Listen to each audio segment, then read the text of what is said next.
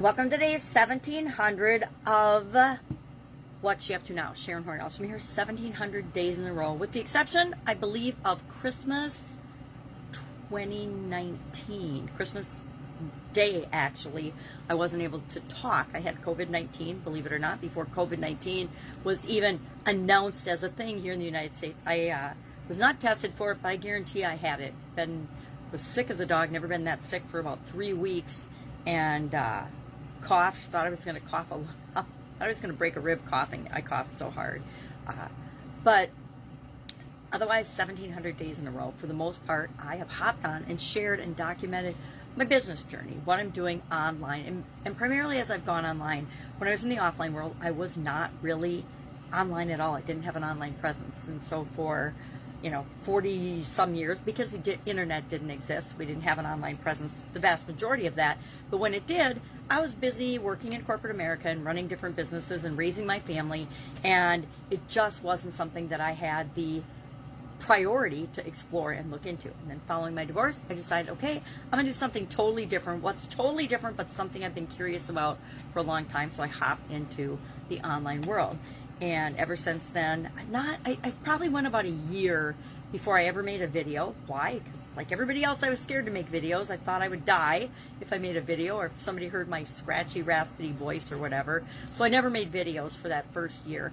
And then following Funnel Hacking Live 2018, actually before Funnel Hacking Live, I started doing daily videos. I started doing one of my first personal annual challenges where I shared that challenge with other people. Prior to that, I'd done literally thousands and thousands of challenges, but all on my own, and for my own benefit, to make and try to improve my life. And so from that point on, I've done an annual challenge every year. And this year's is the BU 365-day challenge, where we're doing one thing every day that improves us. And this month's focus, I set it up the first 9 months of this year to coincide with a life framework that I use to try to take some of the chaos out of my life and create some structure. I set my goals around the life framework. I track my results along the life framework because it keeps it simple and it makes it easy for me. So that life framework, we're on the 9th area this month, and that is communication. I added confidence and communication last year to my 7-part life framework that I learned from Tony Robbins, back in the 1980s, the late 80s, I think is when I think it came from Jim Rohn and other leadership and management and mindset gurus and business gurus and success professionals. But bottom line is, I remember it most from Tony Robbins, so that's why I give credit to it for. So physical, mental, emotional, spiritual, financial, relationships, and contribution were the 7 areas that he used, and I adopted those because I like to model, like he teaches us, model other people's success. Success leaves clues. I think that one's Armin Morin, but whoever said it first, it doesn't matter. It's true. If we want to be successful in anything, we need to find people, and we don't model everything about them, but the areas that that we want to model them in, right? No human being I've yet to meet or experience or learn about so far is actually perfect in terms of how they implement and do everything.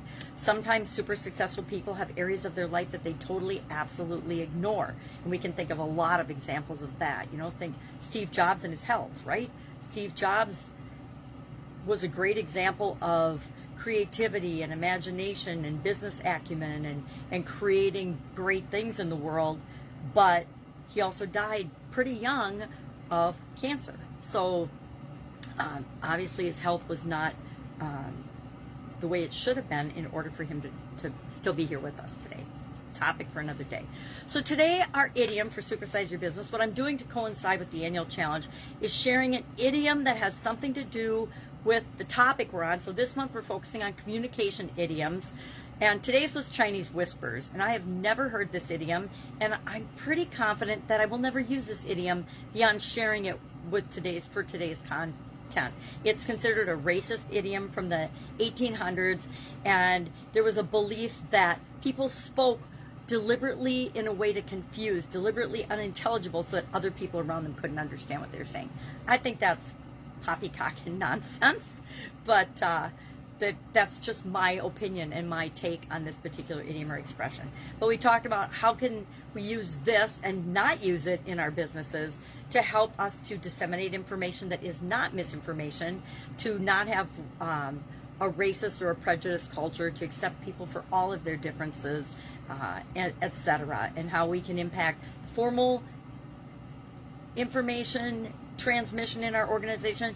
But things like the grapevine, we've talked about that. We really don't have the ability to, as the leader of the organization, with the exception of how we monitor and build the culture in our organization, what we reward people for, what we punish them for. I mean, if people behave in ways that are inappropriate to the culture, chances are they're not going to stay in our organization very long. So we talked about that. And our topics for communication related with respect to the annual challenge today were adventure and creativity. I'm not particularly adventurous. If you ask people, I don't think anyone would describe me as adventurous, but I find adventure in my own little ways, right? And I'm mostly living vicariously through my kids because they are much more adventurous than I am.